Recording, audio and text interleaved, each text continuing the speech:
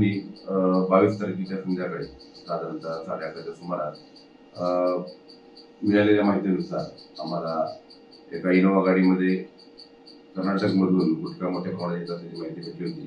त्याप्रमाणे आमच्या माननीय पोलीस अधीक्षक श्री सोनू मुंडे साहेब, अपर पोलीस अधीक्षक श्री देवरे साहेब यांच्या मार्गदर्शनाखाली आम्ही डीबी टीमचे PSI BC देवरे, पुन्हा चेवले मेजर आणि शिंदे मेजर यांना सदरची माहिती देऊन आम्ही एक सापळा आपल्या रिंग रोडला बसला।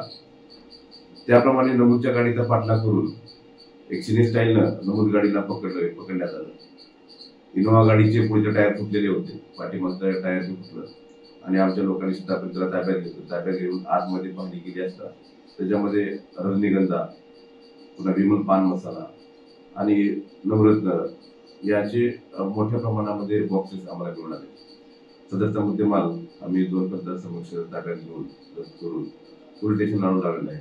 नमूदची कारवाई जवळपास याच्यामध्ये 7 लाखाचा गुटखा आपल्याला मिळालेला आहे आणि 11 लाखाची इनोवा गाडी आपण जप्त केली आहे। एकंदरीत नमूदचा मुद्देमाल हा 18 लाख रुपयाचा असून सध्या आरोपी इम्रान शेख राहणार लातूर याची पोलीस कस्टडी आम्ही घेऊन आणखी चौकशी करत आहोत।